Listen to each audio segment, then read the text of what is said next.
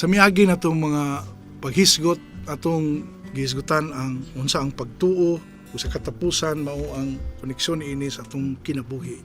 Karon padayon ta sa atong pagpamalandong, pagtudlo, gabahin sa pagtuo, naghatag og bag-ong panglantaw, naghatag og bag-ong pananaw sa kinabuhi.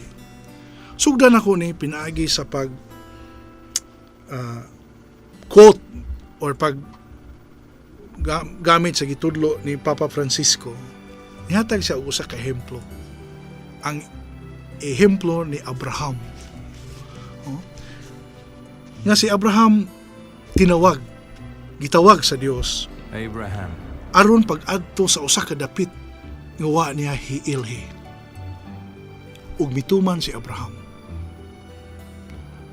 Kung nangutana pa to si Abraham, human siya giingnan sa Ginoo nga lakaw padulong ngadto sa yuta nga kung ihatag nimo. Kung nangutana pa to siya unya, unsa may kahimtang didto ekonomikanhon, unsa may kahimtang didto nga politikanhon, murag di gid mo padayon si Abraham.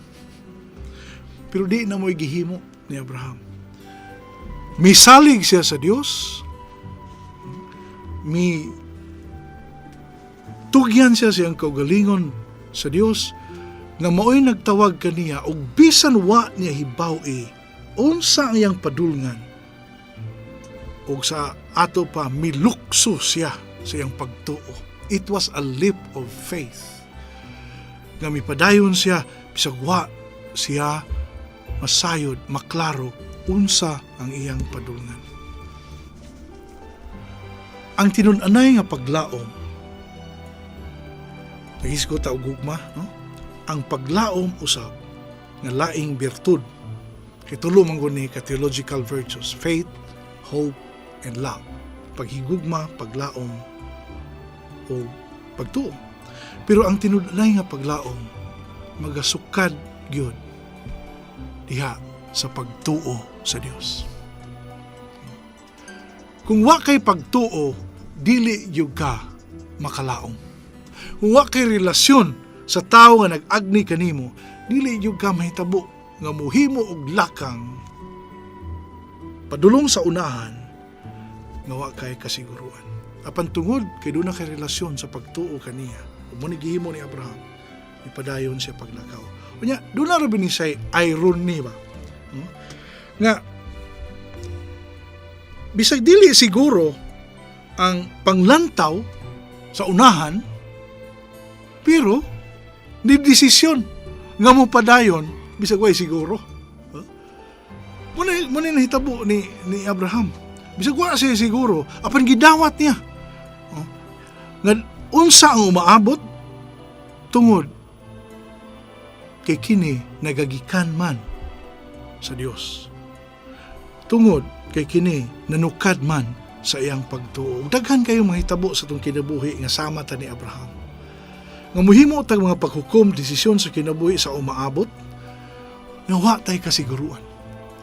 Pero muhimo lang yun ta, bisag wa tay siguro, tungod kay naatay gisaligan. O unsa man gisaligan nato, nga ang Dios magauban ka nato, dili gayon mo biya ka nato.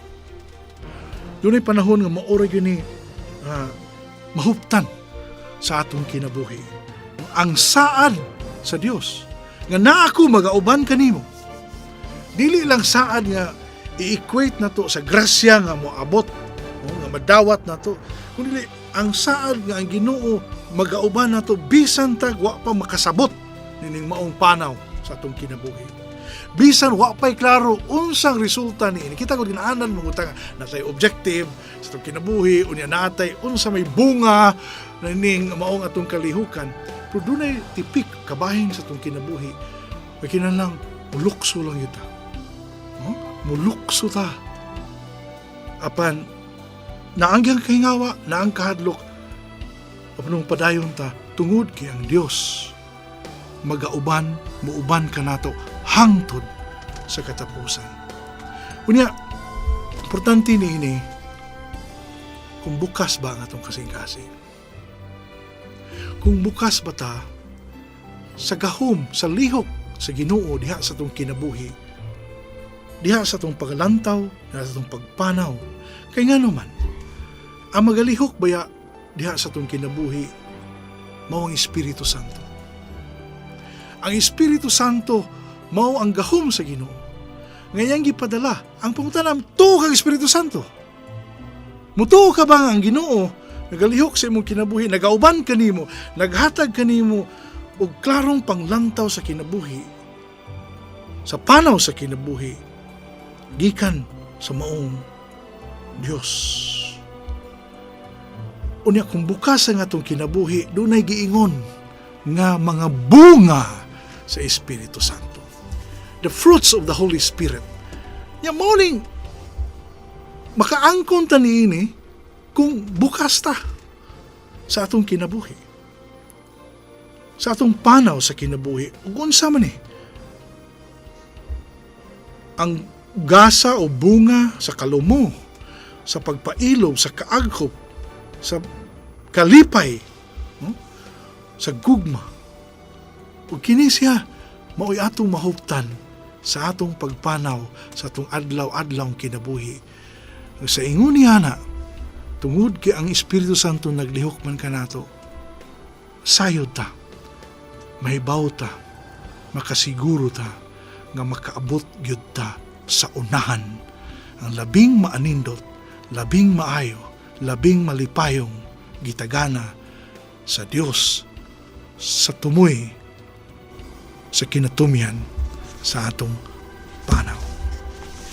Manghinao ta nga manalangin unta ang Dios kanatong tanan nga ginasahan sa gasa sa pagtuo aron mapaambit sa uban.